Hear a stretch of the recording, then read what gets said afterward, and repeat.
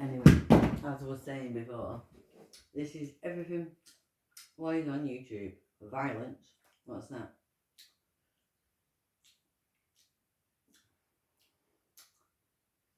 No, yeah, truth about Hamas. That'll do. There is a genocide, in fact, taking place in Gaza, but it's not Israel carrying out a genocide against the Gazan people. It is a genocide of the truth of what is happening in Gaza.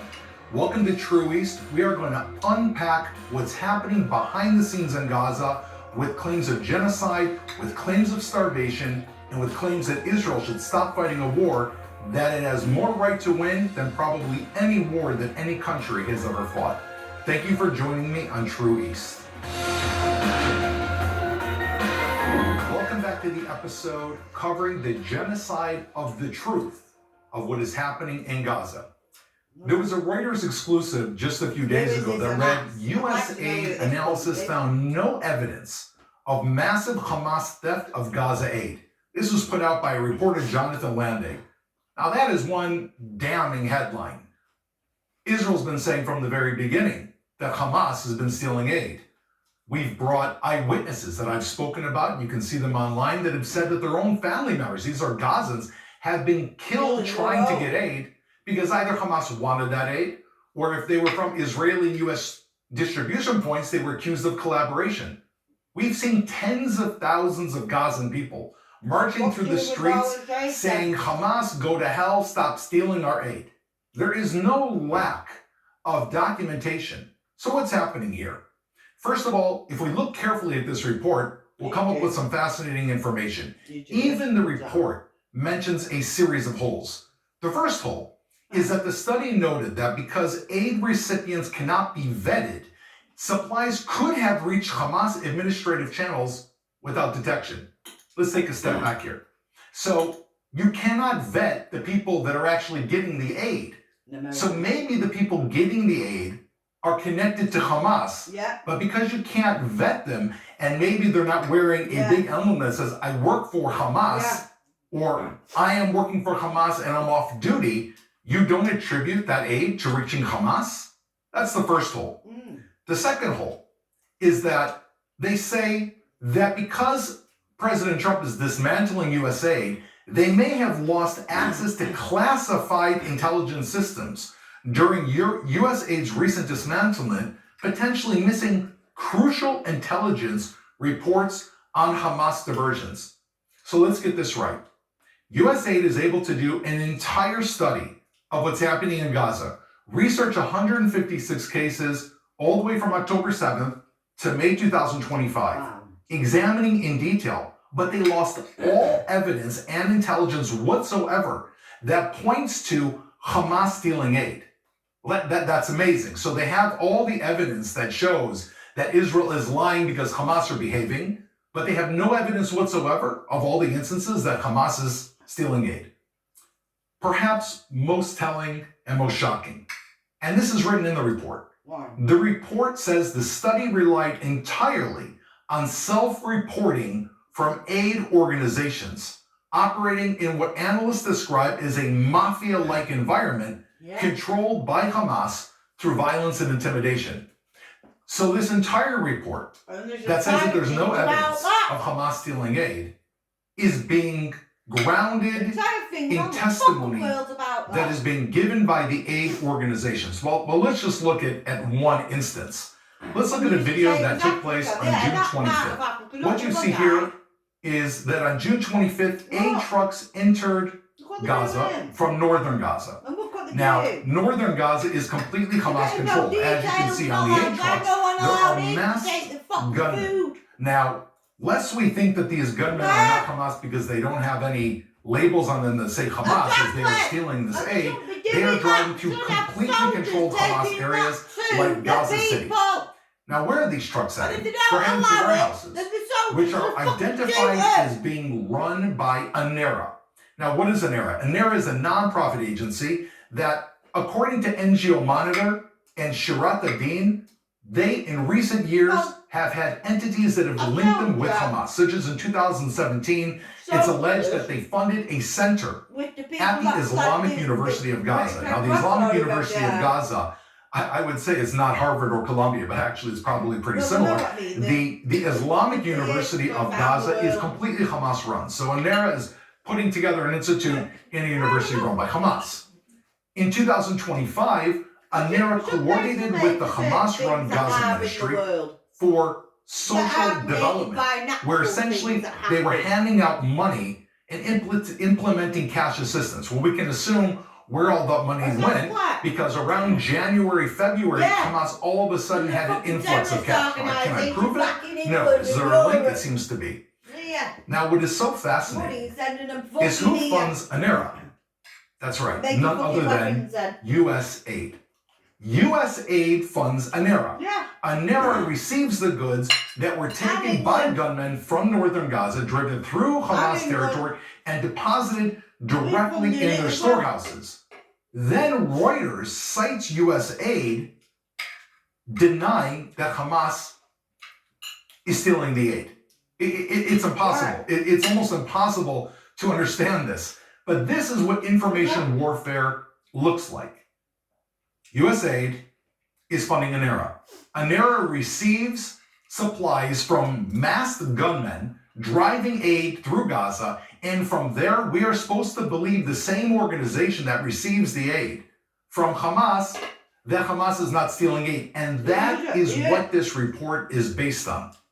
U.S. aid, which is funding ANERA. Again, I'm just saying it again because it made headlines, but unfortunately, like we said, 99%, maybe 95% of the people aren't fact-checking the report itself. So all of these reporters are sifting through all of the facts and just laying out what a corrupt system that is involved and abetting the theft of aid in Gaza is actually saying. Now, people are hungry in Gaza. There's no question. Would I want to be in Gaza? No, I wouldn't want to be in Gaza. No. We can see the videos. Many of them may be doctored, but I'm sure people, you see them running towards these aid stations, whether they are Israeli run or whether they are UN run, because the people in Gaza have not had the greatest life over the last few years. However, there are videos showing dozens, hundreds, thousands of pallets of aid that are simply spoiling in the sun at the humanitarian crossings. Here we're going to look at a video by Eitan Fischberger, who is reporting from the border. And he explains that there are mountains of aid. I don't know if you guys have ever seen what 600 trucks worth of aid looks like. But this is what it looks like. This is a lot of aid. Wow. It's all going to waste because the UN refuses to distribute it. Unbelievable. I've walked on it and Googled it. You can have all farming and all Look at that. all that. And a beautiful beach. Literally mountains of aid. Literally, look, standing on it. Standing on mountains of aid. Just need to stop blowing everywhere up all of it. Why are we looking at these mountains of aid that Eitan just reported on? Because the UN is completely rejecting offers by the US and Israeli-backed Gaza Humanitarian Foundation to distribute that aid. Why are they not partnering? Well, it's under the guise of they don't want to distribute aid in an area that increases the risk of people being shot at or trampled while trying to get to food. So let's get this correct. The United Nations, many of whose own workers they have now self-admitted took part in the October 7th massacre. They are under the guise of UNRWA schools, which have fostered the Hamas ideology all throughout Gaza. They have engaged in distributing the aid for the first 15 to 20 months of the war, of which approximately 40% of that aid made it into Hamas's hands, which they were then stealing and selling openly on the black market. And they don't want to trust the Gaza Humanitarian Foundation because it may be putting people at risk. Now, unfortunately, because of international pressure, based on both Reuters, based on the claims all over the world that people are starving, which we've heard from the very beginning in Gaza, Israel is now allowing humanitarian pauses every single day in Gaza. What do those pauses look like? They are local tactical pauses of military activity. the IDF reported that from 10 a.m. to 8 p.m., that's a 10-hour window, in areas where the IDF is currently not operating on the ground, including Al-Mawasi, which is the humanitarian corridor, Deir al-Balach, and Gaza City, there will be these pauses every day. Now, it is no great secret. The IDF knows where many of the hostages are being held. Some of them are being held in these areas, so it's by no chance, really, that this has been said that we will not enter these areas, because also we know that the hostages are being kept in certain of these areas without going into too much detail. However, why are we agreeing to do this? The Prime Minister Benjamin Netanyahu says, and he's correct, there's been pauses all along. We've allowed aid into Gaza, millions and millions of tons of aid. However, he says today it's an official pause. There'll be no more excuses. We're going to continue to fight. We will continue to act until we achieve all of our war goals, until complete victory. That was from Prime Minister Netanyahu. However, there is no doubt that this is going to set back the prosecution of this war by the IDF. As soon as the IDF is not operating in the areas and have declared a 10-hour window, that means that Hamas, disguised as civilians, are able to operate in these areas, taking aid, putting them underground tunnels, transferring guns, transferring weapons. Yes, Israel has a lot of technology that it's able to use, but at the end of the day, if you don't keep the pressure on Hamas, it's these humanitarian windows that can set us back. It doesn't take much for a person, when you've got tens of thousands or hundreds of thousands of people walking through a humanitarian corridor, to have a backup gun and set it down next to a house with a roadside bomb in it, knowing that after these humanitarian pauses are over, IDF troops will go back in that house, they'll look at it from afar, and they'll set a detonator. Much of the IDF's work right now is not even going after the terrorists. We are clearing the infrastructure that is left over from after we attacked and captured an area, killed the terrorists, and left. Then the terrorists, or under the guise of civilians, booby-trapped all those areas. So now we are clearing out booby traps, and there's no question that this humanitarian pauses will set back the IDF. So why are we doing this? This really goes back to the mistaken belief of Israelis that the world will kind of grant us a little bit of a reprieve if we do what they demand. Sometimes Israelis even have the idea that the world will love us if we do what they demand. However, it never, ever works. It never worked in the suicidal Oslo Accord period, when Israel entered into an agreement that could have brought the death and destruction to this company. No one today counts Israel as having gone towards Oslo. Israelis love to stand up and say, we've tried everything. We were willing to give them 95% of the land. Has that stopped the protests on campus? Has that stopped all the negative news reports? It counts for absolutely nothing. Or perhaps most tellingly, the time that Israelis were convinced that the world would love us was something that happened 20 years ago, almost to the day, which was the disengagement known as the Gerush, the exile in Hebrew, from Gaza in August 2005. 20 years ago, Israel pulled our people out of Gaza. We were convinced that if we pull our people out of Gaza, the world will love us. We cannot live under world international condemnation. We will show the world that we're willing to give these people a chance. Now, I was there.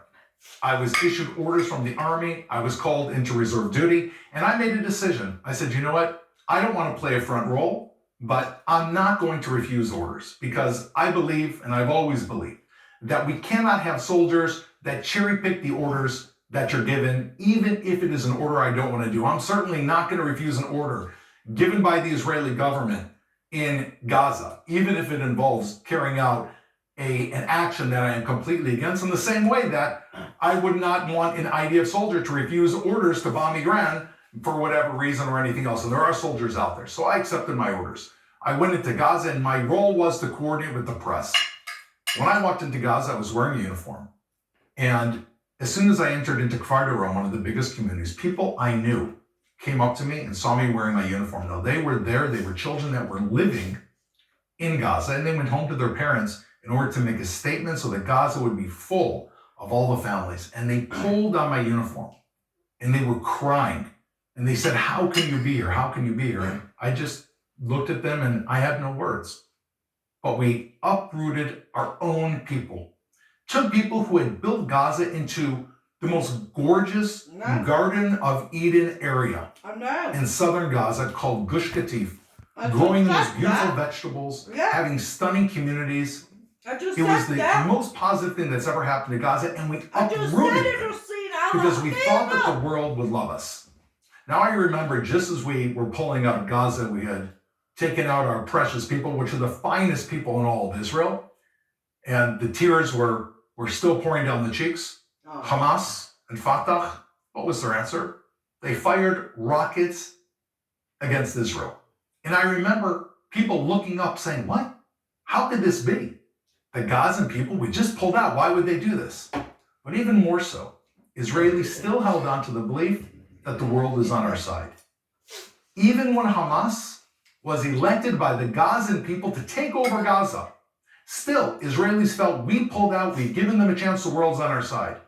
All the way until Cass led the operation in 2009, 4 years later, when Israel had already been under massive barrage of Hamas rockets on Israel, 5,000 rockets at the time, which is a drop in the bucket to what we've experienced till now. And Israel carried out a military operation inside of Gaza, and the entire world rose against us. How can you go into Gaza? How can you put civilians in the way of fire? How can you be the same exact arguments of today, 4 fresh years after the IDF and the state of Israel pulled their own people out of Gaza?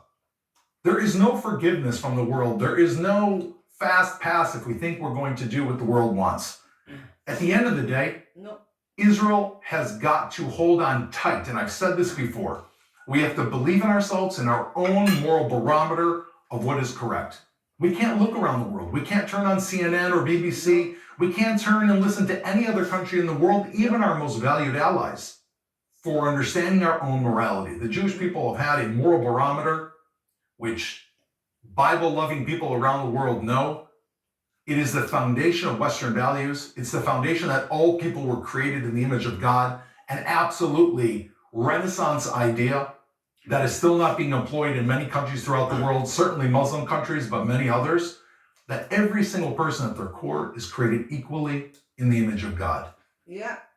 The Jubilee and the Liberty Bell. There are endless amounts of righteousness that have come out of Jewish morality over the millennia, and we have to hang on to the fact that today we are doing what needs to be done, and in thousands of years, when the memory of this moment is preserved, it will probably be preserved amongst the Jewish people and its friends, and we'll look back to now and know that we're doing what needs to be done. I now want to switch gears and talk about something that's connected, but it's the other genocide of truth in Gaza, and that is the claim of genocide. Real genocide is as follows: the deliberate and systematic destruction in whole or in part of a national, ethnic, racial, or religious group. Again, the deliberate and systematic destruction in whole or in part of a national, ethnic, racial, or religious group. Genocide does not mean too many civilian deaths. It does not mean, as tragic as it is, civilians dying in a war. Unfortunately, a tragic feature of war is that civilians die, which is why normal, sane people do not look for war. Israel was not at all thinking of war before October 7th. On October 6th, no one woke up in the morning saying, let's charge off into war. Israel doesn't live in a constant state of war. Neither does the United States. Neither does the West. And that's why the West has so much trouble understanding what is taking place. Genocide means exterminating a group of people simply because they belong to that group. The most horrific example, of course, is the Holocaust. It wasn't only Jews, but 6 million Jews were killed only because they were Jewish. It means mass murder, gas chambers, forced labor, Jews, Romas, which is a proper name for what people incorrectly call gypsies, the disabled, homosexuals. These people were rounded up and killed only because of who they were.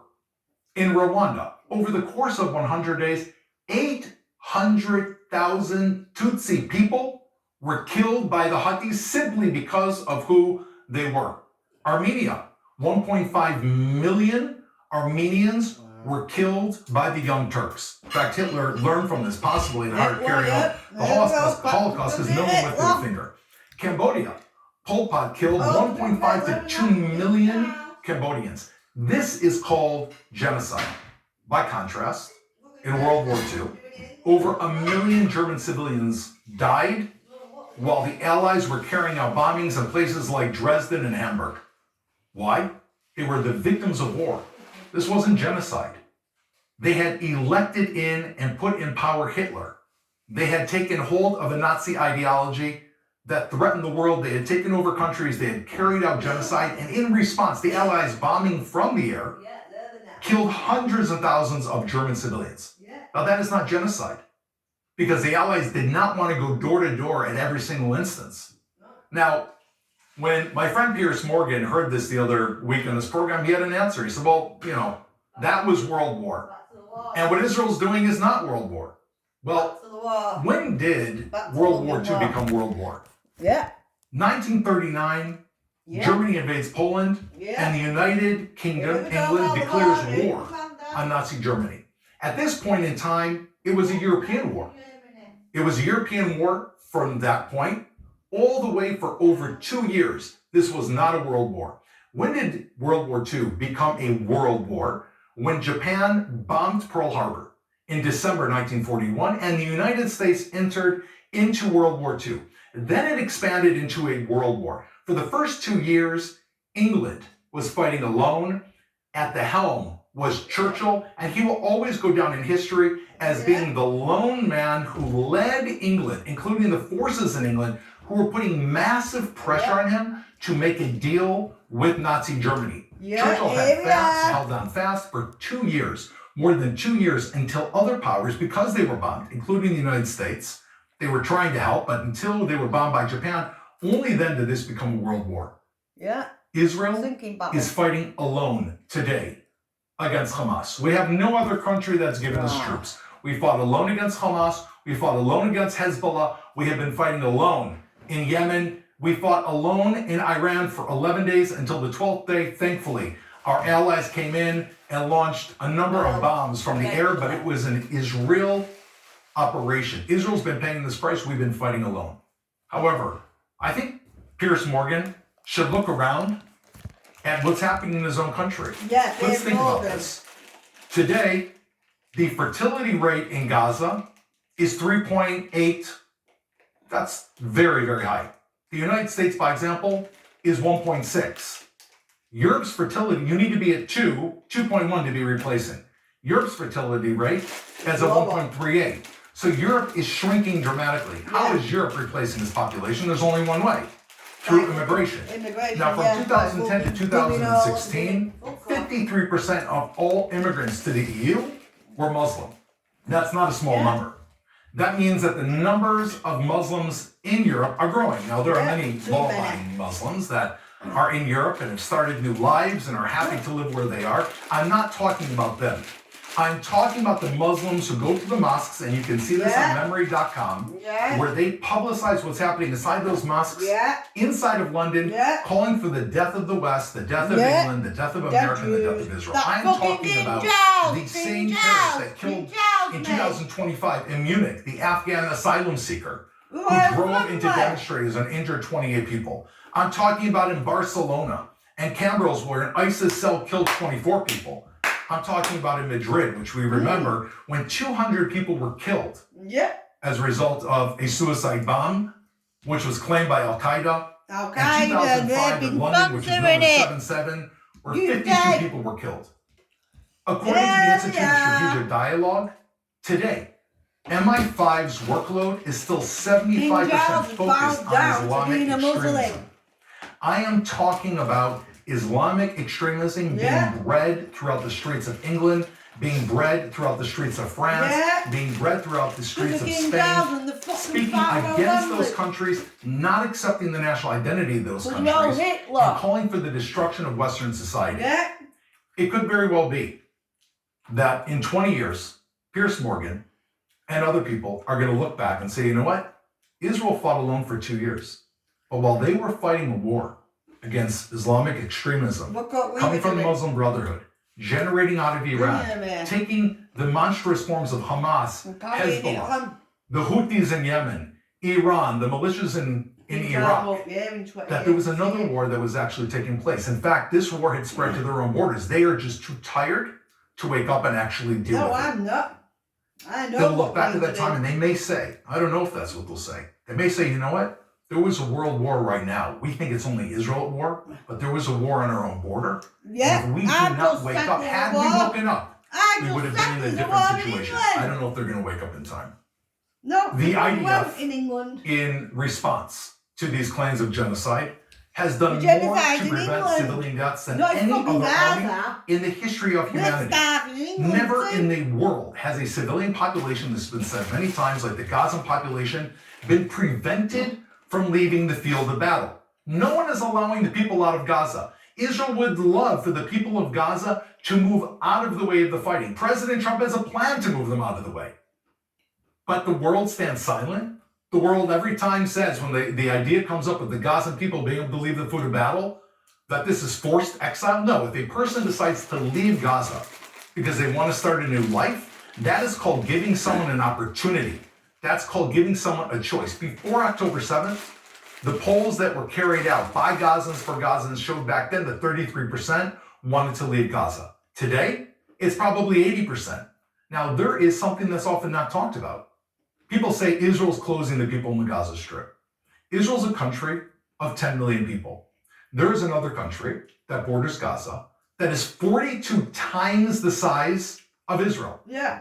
42 times the size of Israel. Its name is Egypt. Yeah. Israel has 10 And million Saudi people. Arabia. Saudi Egypt Arabia has as well. 112 There you go. million people. They have a border with Gaza. It's not by chance There you go. that this week, Gazans that are overseas were It's protesting fucking in true. front of Egyptian embassies because they know that They their don't ticket allow to that. a new life, the most obvious ticket to a new life, is into Egypt. Why not? But Egypt doesn't want them. No. Why don't they want them? Well, there's a couple Well, that's reasons. Saudi The first Arabia. reason that Egypt doesn't want them is because Egypt is making a fortune of money by smuggling food and arms in and out of Gaza. Yeah. That is correct. Not a single Like bullet or England. gun that is in Gaza came from anywhere but Egypt. Yeah. Egypt has been the underground smuggling operation of all things going into Gaza, and even the underground smuggling I know. operation for the people coming out of Gaza. We've been What does that mean? operating it. We've been Directly funding it. We're CC's funding son, it, Muhammad, mate. I'm taking them Is part all. of an organization and is partnered with a man named Ibrahim Al-Organi, who's known as the king of the Rafah crossing. He and his company, Hala Consulting and Tourism Services, have been offering a VIP experience for wealthy Gazans, which means for an extortionate amount of money, equivalent to years of salaries of the average Gazan people. They will smuggle you out of Gaza through Egyptian channels and get you to a port where you can then seek refuge. You can either stay in Egypt, you can go to another place. Egypt doesn't really want them. 250,000 people before October 7th. We're buying them did this. here. This goes all the way up to the top of the Sisi regime. This is big money. This is billions and billions of dollars. So that is one reason why Egypt is very, very slow to allow the people out of Gaza into its territory. The other reason is why no Muslim countries, up till now, have been volunteering to take their brothers in. Yeah. They don't want to You don't want import to know. the Islamic ideology of the Muslim Brotherhood, which is what is rampant all throughout Gaza and which is the cornerstone of Hamas ideology. This is part of the Muslim Brotherhood ideology, which calls for a Why are they caliphate not allowed throughout there the then? entire Middle East, with one of its capitals being in Jerusalem. However, the Muslim Brotherhood is one of the things that Egypt is deathly scared of, and other countries around the Middle East are deathly scared of, and they don't want to allow that population out. There you go. Meanwhile, But while they'll Egypt allow it refuses here. to do anything, Israel is responsible for everything. Israel is responsible for the food distribution. Israel's responsible if Hamas kills people on the way to the food distribution. Israel is responsible for the deaths of the civilians Why in no one Gaza, else which responsible? we know as opposed to every other war where the Why civilians Egypt hide behind not the responsible? soldiers. Why Saudi Here, Arabia not Hamas puts the responsible? civilians in What's front and that? hides behind them. This is Hamas's Well, we are strategy. now, Israel's but we own responsible it, for so that we as have to well. pay for it. While no other country has done more to protect the civilian population in terms of moving them and transferring aid, the charges of genocide are absurd. All to do with There fucking would the never Muslim have country been a more themselves. unsuccessful Do it to genocide themselves. in world history. Even doing it according to to the people in corrupt Gaza, Gaza they're Run Health doing it. Ministry, there are between 130 to 150 children being born in Gaza every single week.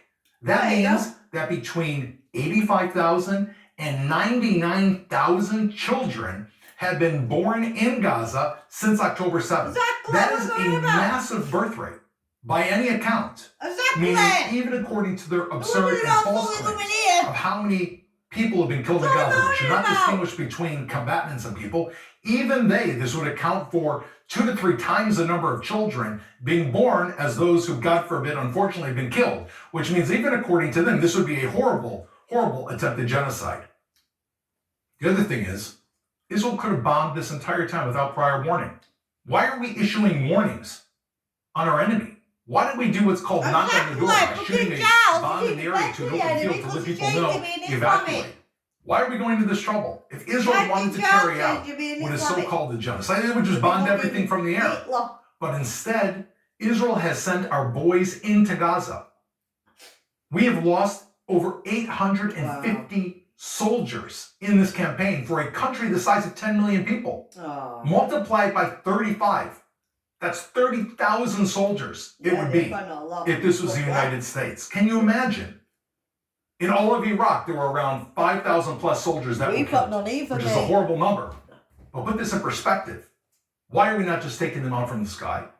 Because we don't want to rain down bombs on all their civilians, and we don't want to kill our own hostages as well. But we know where the hostages are being kept, so there's tons of area around that we could have bombed from the sky.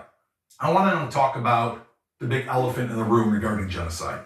Civilian deaths, as we mentioned, are tragic, but that's not genocide. In all wars, civilians suffered the decisions of those who ruled them. However, in Gaza, the case is even different. The responsibility of much of the death and destruction in Gaza is on the mothers and fathers of the people of those kids in Gaza. They elected Hamas in 2007. They watched while Hamas built terror tunnels, military compounds next to their front doors, as I've seen, inside their living rooms, as I've seen, and as the pictures show, you lift up the Mickey Mouse bed of their child and the Hamas shack is right there, and they never ever stood up. These are the people that they elected. These are the people they put in power. Yeah. Not only that, on average, every family in Gaza has at least one family member that is a member of Hamas.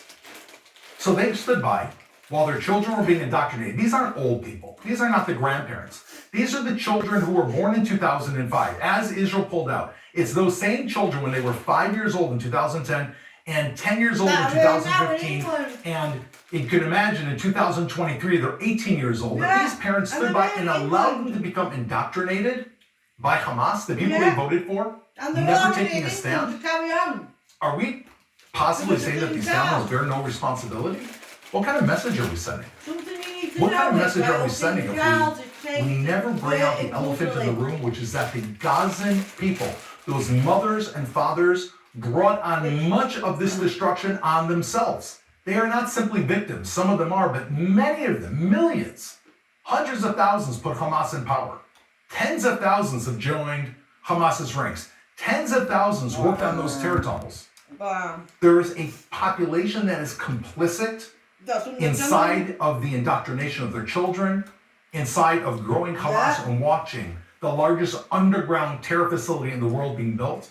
And by not pointing at those parents and calling them out for doing this, we're sending a message that parents have no responsibility. A parent has no responsibility. If they see their kid run off to go do drugs, to go join a gang, to go join a terror organization, we've got no responsibility. Where does morality begin? Every parent out there knows.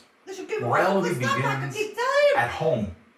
If a parent does not teach a child a moral future, where do we think they're going to learn it from? School? We can't rely on schools. We can't outsource the morality of our children.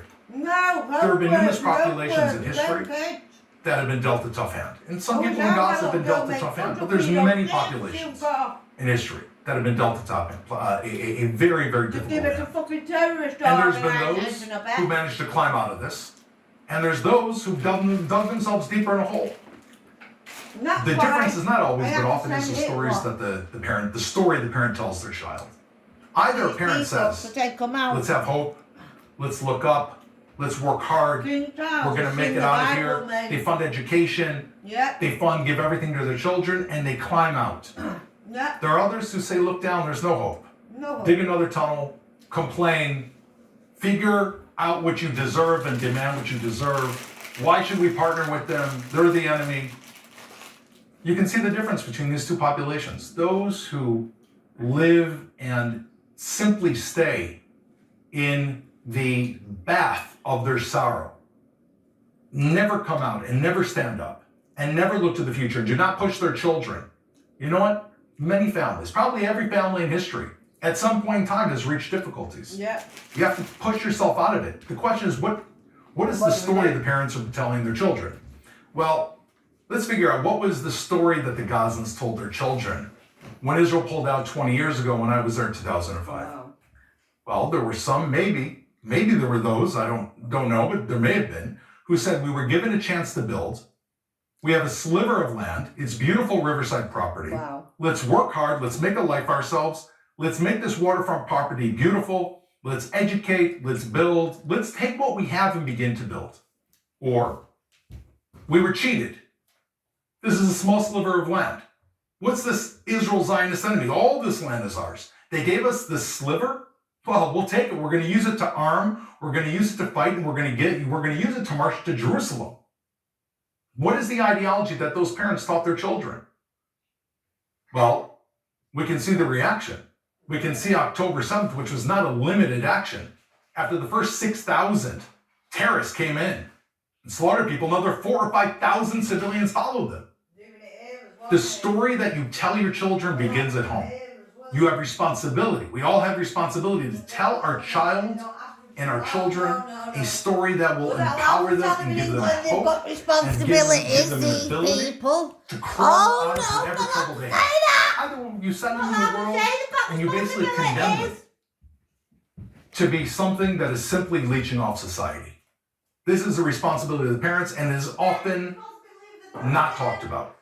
There's a lot of news right now, discussion inside of Israel and outside of Israel.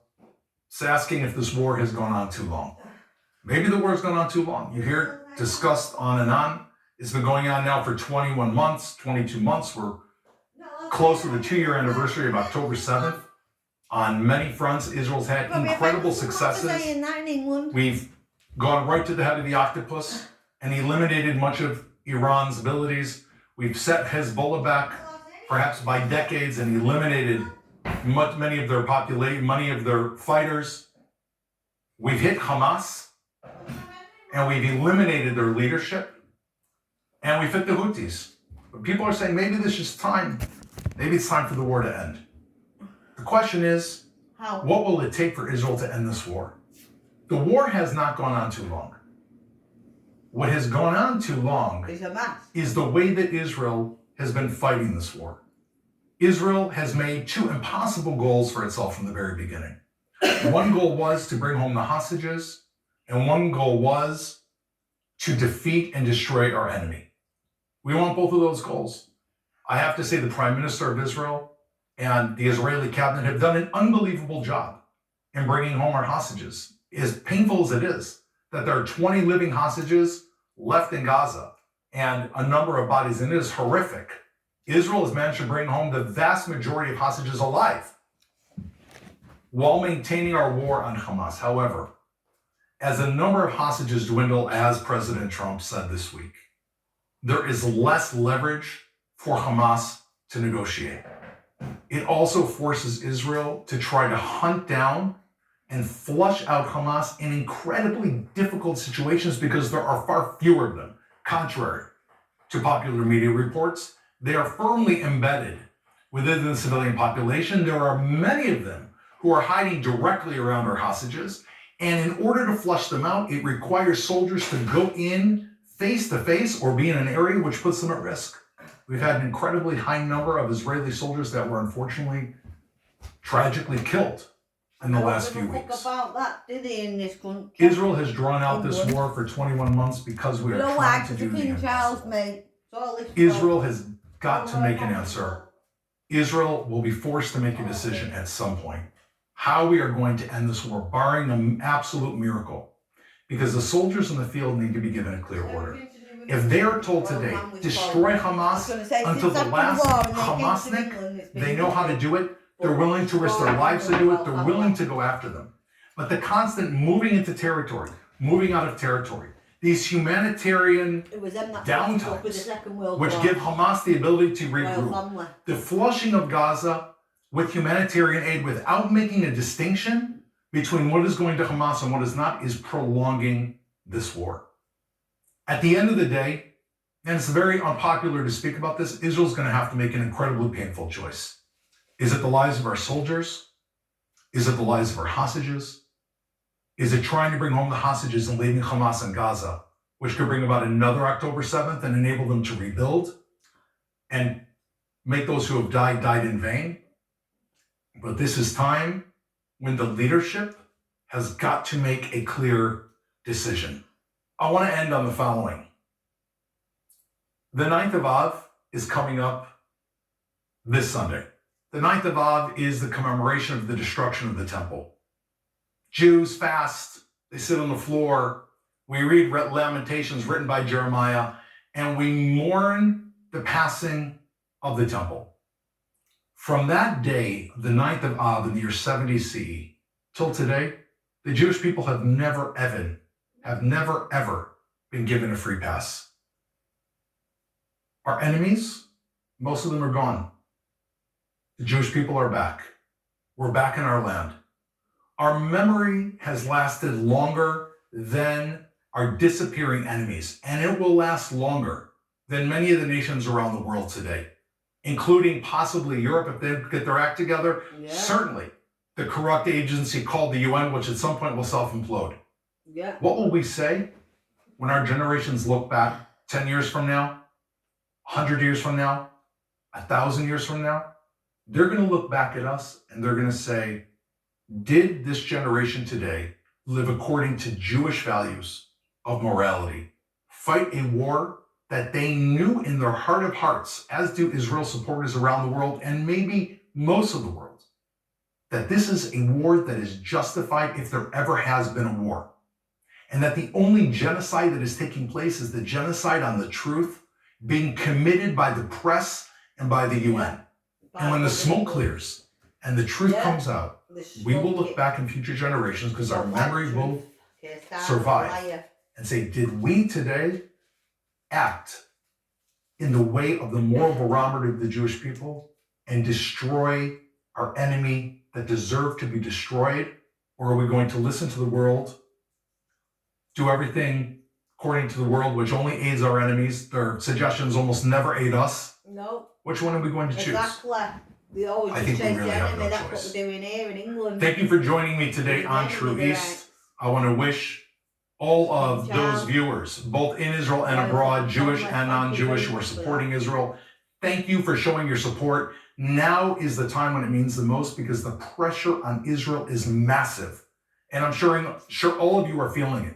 To stand up for Israel today, when so much of the international community, certainly the diplomats and the press, are against us, shows truly strength of character.